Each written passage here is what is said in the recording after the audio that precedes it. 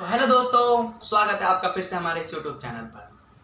तो वीडियो को शुरू करने से पहले जान ले कि मेरा नाम विकास है और आप देख रहे हैं द लर्निंग ट्री।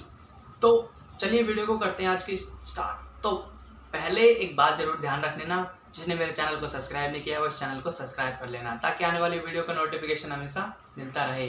तो आज हम बात करते हैं सिर्फ मिनी ड्राफ्टर के काम के बारे में, उन 4 इंस्ट्रूमेंट की जगह कैसे ले ली, इस चीज़ के बारे में, क्यों ले ली ये भी हम बात करेंगे।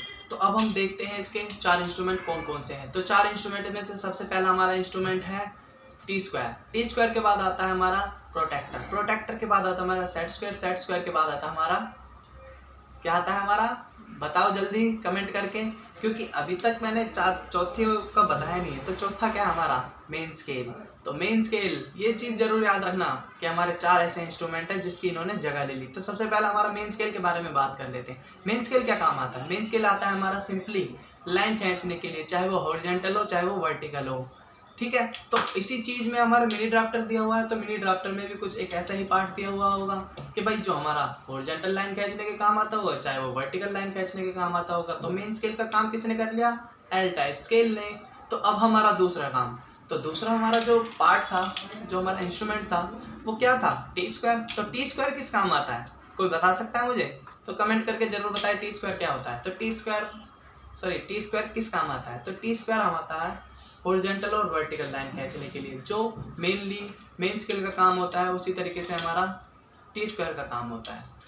तो टी स्क्वायर जब आ गया तो हमारा तीसरा पार्ट देख लेते हैं, तीसरा इंस्ट्रूमेंट देख लेते हैं। उसके अंदर क्या है? तीसरा इंस्ट्रूमेंट है हमारा प्रोटेक्टर। प्रोटेक्टर होता है हमारा किसी भी एंगल को बनाने के लिए।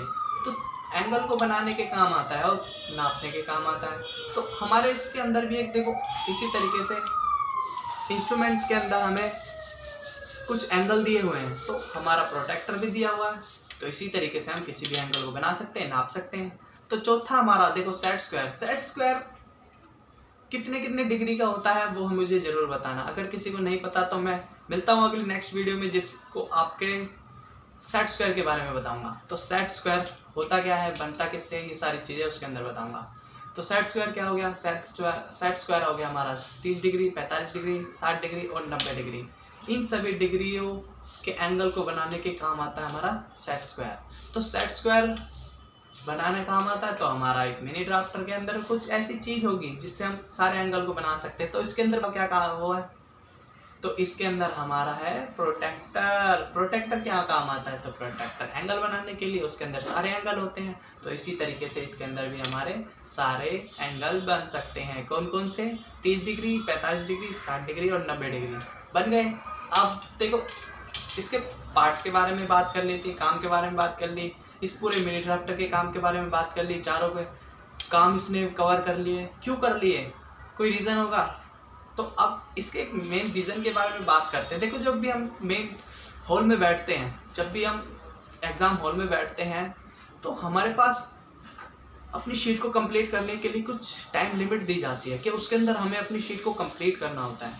अगर हम बार बार एक एक इंस्ट्रूमेंट को, चाहे वो टी स्क्वायर हो, चाहे वो सेट स्क्वायर हो, चाहे वो प्रोटेक्टर हो, अलग अलग इंस्ट्रूमेंट को हम जब उठाते हैं, उठा के हम शीट पर रखेंगे तो उससे शीट गंदी होगी, टाइम बर्बाद होगा।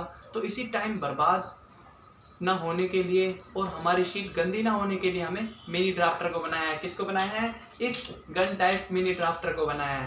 तो ठीक है, तो इसी चीज़ को दूर किया है। अब एक चीज़ और, हमने पिछले लेक्चर में कुछ एक बात की थी, जिसमें हमारा लेक्चर था पेंसिल के बारे में। तो पेंसिल के लेक्चर में, पेंसिल की वीडियो में हमने बात की थी कि हमारी मार्केट में 23 तरह की पेंसिल अवेलेबल है, लेकिन हमें सिर्फ पढ़ना कितनी है? 18 ग्रेड तक की पेंसिल। क्यों?